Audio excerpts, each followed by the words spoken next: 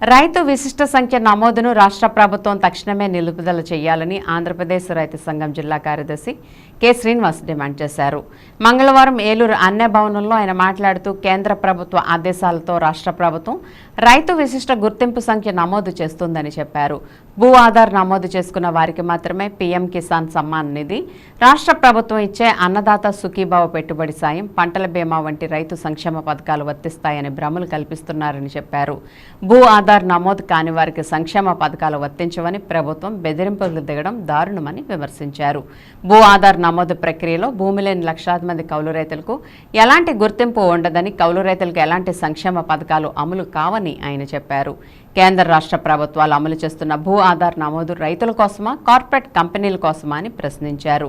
భూ ఆధార్ నమోదు పేరుతో కేంద్ర ప్రభుత్వం కార్పొరేట్ కంపెనీల ప్రయోజనాల కొరకు తెచ్చిన రైతు వ్యతిరేక విధానాన్ని రాష్ట్ర ప్రభుత్వం అత్యుత్సాహంతో అమలు చేస్తుందని, భూ ఆధార్ నమోదు ప్రక్రియను తక్షణమే నిలిపివేయాలని కోరారు. భూ ఆధార్ అమలు వల్ల రైతులకు జరిగే లాభ నష్టాల గురించి అఖిలపక్ష రైతు సంఘాలతో, రైతు సమస్యలపై పనిచేస్తున్న వివిధ సంఘాలతో చర్చించాలని డిమాండ్ చేశారు.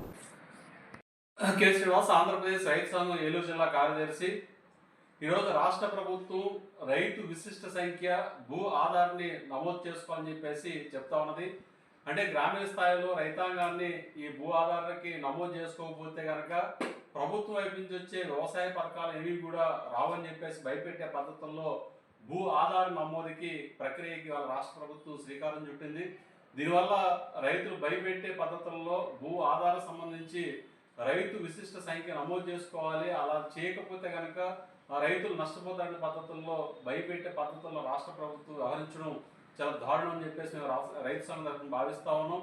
ఎందుకంటే విశిష్ట భూ ఆధార్ ఏదైతే ఉందో, అంటే రైతు విశిష్ట సంఖ్య ఎందుకు అవసరం, దేనికి కావాలనే విషయాల మీద రైతు సంఘాలతో కానీ రైతులతో కానీ ఎక్కడ కూడా చర్చించిన పరిస్థితి లేదు. కేంద్ర ప్రభుత్వం ఆదేశాలు ఇచ్చిందనే పేరుతోటి రాష్ట్ర ప్రభుత్వం దాన్ని అమలు చేయాలని చెప్పేసి ప్రయత్నాలు చేస్తూ ఉంది. గతంలో కూడా ల్యాండ్ టైటిలింగ్ యాక్ట్ని అదే పద్ధతిలో తీసుకొచ్చి గత ప్రభుత్వం రీసర్వే పేరుతోటి వాళ్ళ రైతులు ఇబ్బంది పెట్టే పరిస్థితి కల్పించింది.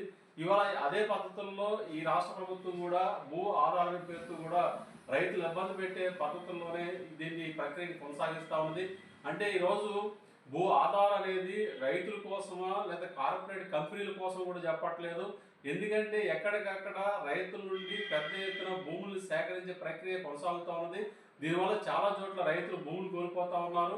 అంటే కార్పొరేట్ కంపెనీల ప్రయోజనం కోసం ఈ రకమైన భూ ఆధార్ లాంటివి పెడతా ఉన్నారు.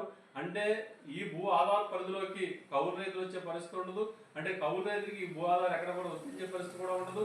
కాబట్టి ఇప్పటికే కౌలు రైతులకి ఎటువంటి పథకాలు అందట్లేదు.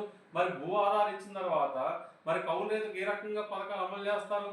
కాకుండా రాష్ట్ర ప్రభుత్వం ఏకపక్షంగా భూ ఆధార్ పేరుతోటి రైతాంగాన్ని, ప్రధానంగా కౌలు రైతుల్ని, పేద రైతుల్ని ఇబ్బంది పెట్టే పద్ధతులు ఈ రకమైన ప్రక్రియ కొనసాగిస్తే భవిష్యత్తులో రైతుల ఆగ్రహానికి ప్రభుత్వం గురికాక తప్పదని చెప్పేసి ఈ సందర్భంగా మేము తెలియజేస్తాము.